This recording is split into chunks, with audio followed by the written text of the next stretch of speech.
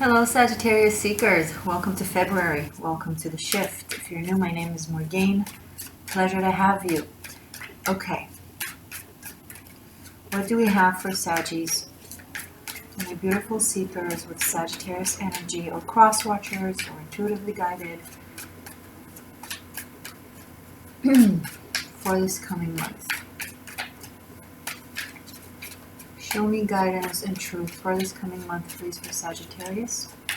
I'm using a combined deck of Rider-Waite and Mythic Tarot. My first two decks. They're about 14, 15 years old. Goes to show how long. Okay.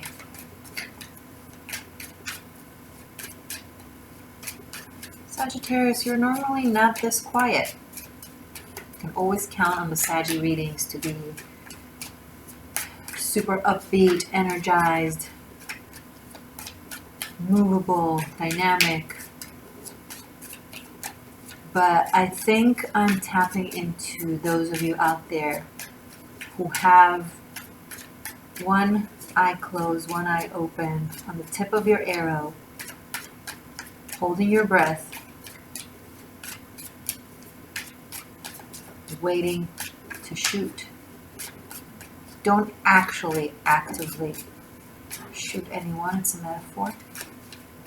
You have your eye on a prize or on a goal, on a place, on a vision, and you're past preparations. You're in the Three of Wands, holding my breath, being super still before the right moment to release the arrow. And I don't think there's a question in your mind on whether or not you will hit the target or whether or not you will attain the goal. I think you know it's just a matter of time. Because you baked the cake and now it's in the oven. And now you wait. Three of Wands. Now you wait for that which is to come. Some of you have been preparing for this for a very long time. I don't know what this is. It feels visionary. It feels big. It feels important to you. It feels... It's not like a car that you've been planning on buying. It's more than that. It's something that the journey towards it was so massive that you forgot for a moment about the end game, because the journey and the preparation were so immense and intense and was requiring so much of your focus and skill. You were all in it. Queen of Cups, you were all in it emotionally, energetically, focused, intense, immense amount of focus that I'm tapping into. And it was, you sensed it. So it's almost like you allegedly forgot about the goal because the goal was already within you. That's how big it is. It feels like a journey of the soul to attain something that it's like a soul contract, like you came to this life knowing that this is what you're going to do. It's like it's something that you've known since childhood. What is this? Another three. Three of Pentacles and Two of Pentacles. Gorgeous.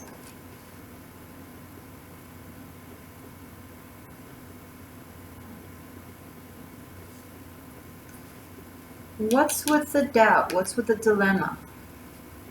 You're already all in. But it's like, in the moment of truth, you hesitate. There's a drop of sweat rolling down your forehead, sneaking into the tip of your eye. A second before you release and let the arrow hit. What is it? Temperance and Seven of Cups.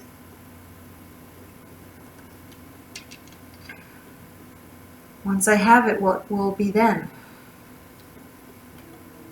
If my entire life were about the journey towards something, and I arrive to my destination, what now?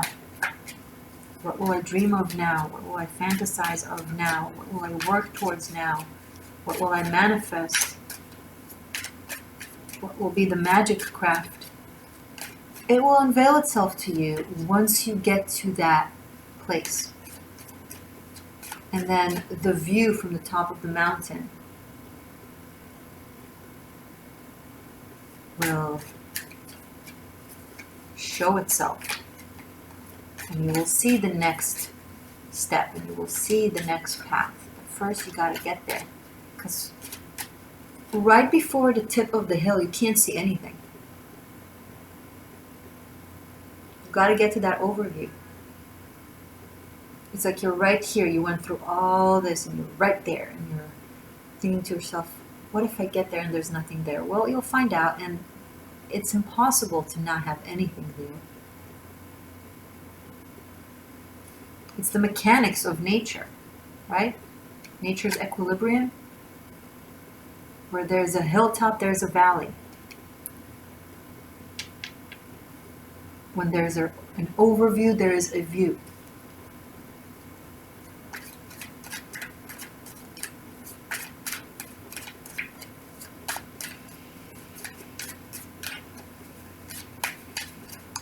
I'm picking up on a lot of you that are this close to fulfilling something. So close.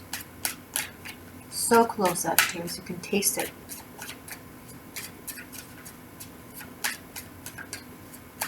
Bite the apple. You've put so much into growing this apple tree. Now it's picked. 8 of Pentacles. More details, more perfectionism, finalizing it a little more, just to make sure that it's absolutely perfect. At this point, there's nothing left to do. You're just stalling for all the reasons that I've just described. Let it manifest. Do that one little final act. Press that button. I'll be damned. If it's like a bomb button or something like that, don't. Nothing violent, nothing gruesome. This metaphor is benevolent and dreamlike and inspiring, not destructive. I never know who, you never know who's watching. You never know. Gotta be responsible with my power, right? With power comes great responsibility. If you speak to a crowd, you've got to think of the consequences. Speak the truth, but make sure it is clear. That's a message for some of you out there. Yes, truth is holy. Of course you want to say what needs to be said. But nothing goes without consequences. We are free to make our choices. We are not free of the consequences. Consider the consequences. If you're okay with that, go for it. If you have doubts, just round it up in a way that doesn't leave room for doubt. Different minds think in different ways. Maybe that's the one thing that separates you from your sage-like state. That extra valuable sense of responsibility. Caring about the healing of the people in front of you and not their potential destruction, and making sure. King of Cups, Queen of Pentacles, the Sun.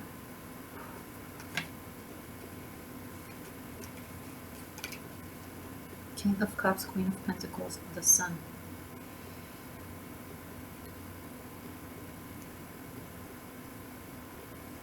And we also have Queen and King of Pentacles, of Cups. So interesting. I'm picking up on some of you that have left behind a soulmate for the sake of a new soulmate. where you feel like being with them might be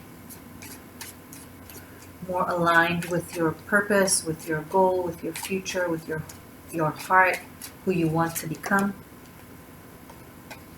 The Magician. It might have some strategy behind it. Make sure your heart is in the right place. If that soulmate that you've left behind is someone that there was a lot of fighting and arguments with, Five of Wands and Knight of Pentacles, and it just wasn't leading anywhere, then I get it. It makes sense. It's good to make a strong decision. Sometimes you have two soulmates. You know, it's not a matter of the soulmate as much as it's a matter of how you view life and whether or not it could actually work. So in that case, great. But if you left behind a soulmate that you know is your true heart's desire and you're turning your back to them because you're blinded by something that might on paper look great but isn't actually your heart, your true heart's desire. So think about that. Another Knight of Wands and Seven of Swords. Some of you out there are at your shadow expression where you just want what you want the way you want and you're not thinking ahead. You just want to get it done and you're not thinking ahead. Think ahead, Sagittarius. It's coming up really, really strong.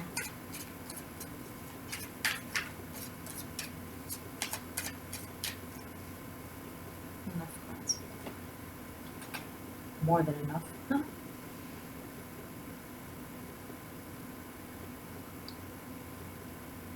There is also something that you want to manifest, want to achieve, want to make happen. But you either have some competition or some difficulties or challenges that kind of stand in your way, and you're trying to overcome it by, you know, by being creative and think outside the box and making it work. And in that case, I'm encouraging it.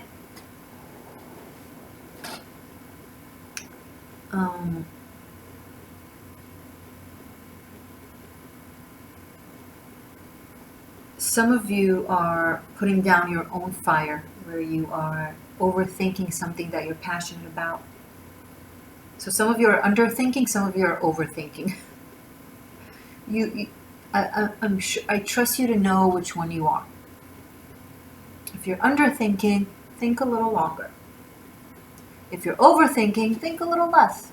Either way, the equilibrium is somewhere on the extremities of the air element of the thought. Find where it connects with your passion, and there's a little bit of both.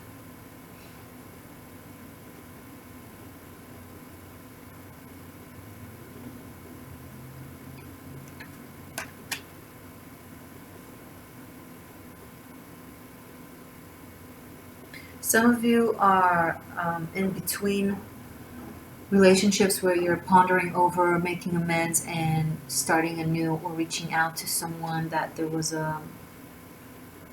that somehow they're away from you, and on the verge of starting something else and something new.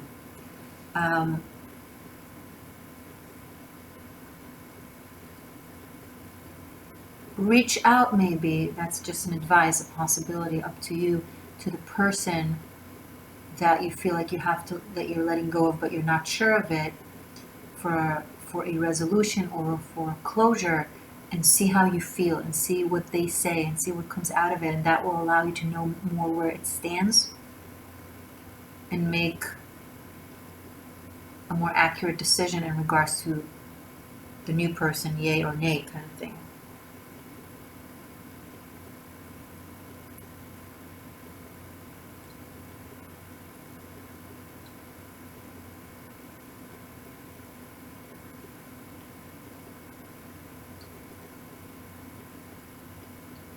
Yeah, February brings with, it's like you're this close to something you've always wanted to attain, but then another route opens up and you're like, wait, I can't tell you what to choose or which one to do. I can only advise you how to discover yourself, what is your path, right? Think of the reasons why you want this or want that. Do you want this attained goal because it's just what you're used to being your dream, but you're not necessarily passionate about it anymore? And then there's another option that feels more like who you are today, and then that's an answer for you. Or you're this close to attaining something that you're still very much passionate about and care for, and the other thing is kind of something that maybe speaks more to your ego, to the shadow aspects of your ego. It will differ between different Saggies of yous out there. It's like the universe is testing you. Your own higher self is like testing you, to see what you truly, truly want. Because whatever it is that is about to become for you, it's big, and you need to be devoted and into it. So the universe brings in something to kind of confuse you, to see if your heart is truly in that place or not. Because once you go in, you can't allow yourself to be in and out or confused or anything like that, and you understand that in a way. So this is kind of to see, okay, do you truly want this, or will you be confused by every little thing that might come up? Because life is full of possibilities and opportunities and options and temptations, some will call it. I don't like to use the word temptations if it's a bad thing, but like infinity of a multiverse of possibilities, right? The true option is where your heart truly is. That's the answer.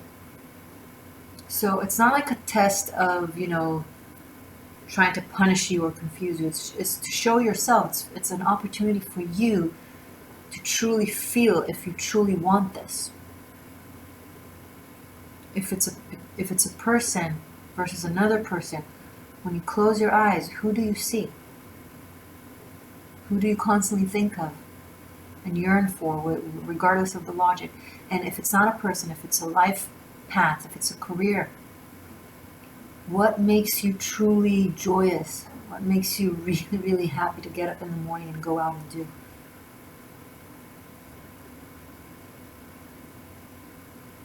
What makes you shine? What makes you feel invincible? What makes you feel like there's nothing you can't steadily push through because it's worth it?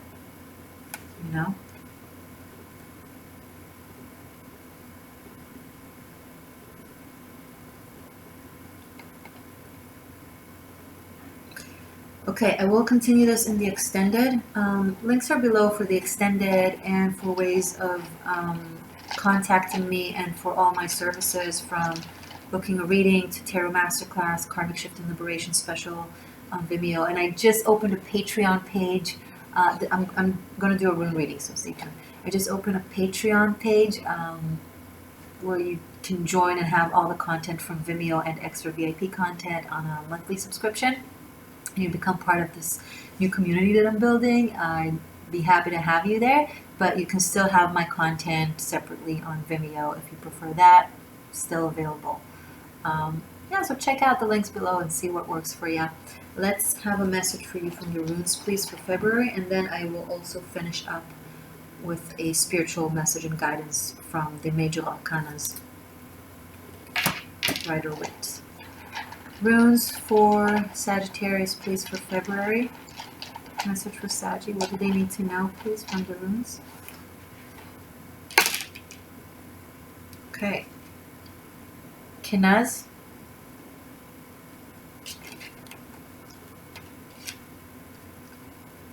Nodis, both laying down. Perdro in the reverse. And Ansus in the upright.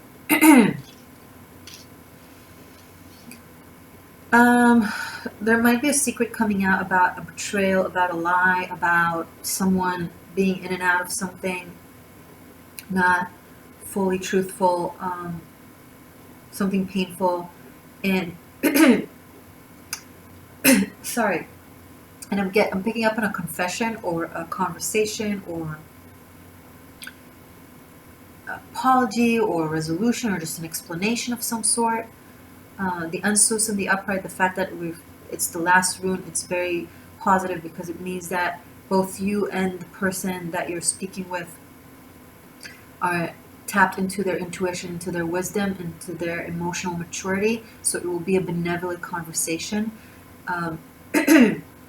But it will be a very uncomfortable, sorry, I don't know why I'm coughing, an uncomfortable, it's hard for you to speak, that's what maybe why I'm coughing. It's something that will be very difficult for you to maybe express or to tell or to talk about. Maybe you've experienced a difficult ending of, you felt betrayed, perhaps someone felt betrayed for sure. There was some sort of sabotage, something there. But there's an attempt to make things right, if not just to clear the conscience and either apologize and explain or closure. It might open, again, like I said, this is like a crossroad, right? Whether it continues with that person or with that situation or not after this, it's not for me to tell you. It's not, I mean, I can ask further, but I'll go into this and extend it. You're right, that's where it should be. But I feel like they're not giving any further information about that, because the important step right now is to show that your heart is true and come from the right place and do the right thing, regardless of what you think it will lead to.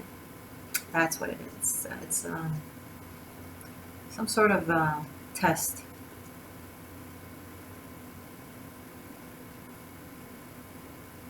Yeah, and so for some of you, this just described the journey that you went through that I started with talking about in the beginning of the reading, where it's been painful, it's been brutal, it's been full of monsters, honestly, full of some of you have experienced some dark shit, like went through some very dark time. And you've been healing from this really, really well, and you're kind of transmuting it to, to empowerment. It's grinding. I'm picking up on grinding, but now, like, finally you are the wiser. You know now how. Okay. What is the spiritual message for my Sagittarius for this coming month, please, to focus on? Spiritual focal point for Sagittarius. I'm using only the major arcanas. There's 22 cards here. And I will link the class for my Tarot Masterclass below if you want to know more about the card that will come out. But of course, I will tell you what I feel it means. Message for Saggy for this coming month. Spiritual and energetic focal point.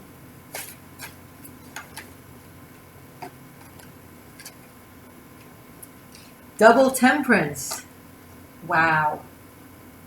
For sure, Temperance then. Okay. So Temperance is the card of the alchemy. It's after the Death card, when you went through the transmutation, the complete purification process of the matter, where the matter, now that it's in its purest state and cleaned of gunk, can now be alchemized, mixed with another matter, thus creating a third matter. It's the card of the alchemist, of the magician, of the magic. This is the magician, but especially when I have the magician on the table, it shows that you have everything you need in order to feel connected and in tuned to yourself and to your path. Now just work the skills and the crafts that you've already attained and have faith in yourself, most especially. This is a card of making the impossible possible. Speaking of, this is a quote by Audrey Hepburn saying, "There's no such thing as impossible. The word itself says impossible." You are possible. Whatever this is possible. And this shows it. But right after Temperance comes the Devil, those tests that I've been talking about. And if you keep true to where your heart truly is, it will have you climb through the Tower of Babylon, aka the Tower card, and reach the star. the highest embodiment of purity. This is a very important step. It shows that you're guided. It shows that you're truthful. It shows that you can trust yourself and your intuition. And this is also a card of love. Love and healing. So this is a beautiful way. Beautiful way. I love that this is your card for this coming month. I will link my video class from my online tarot masterclass on Vimeo for the Temperance card, for those of you who are tarochis or just really want to go into understanding fully the energetic focal point of the Temperance card for you for this coming month. Okay, guys, and I will see you in a second, hopefully, on our extended. Okay, guys, thank you. Love you so much. Bye for now.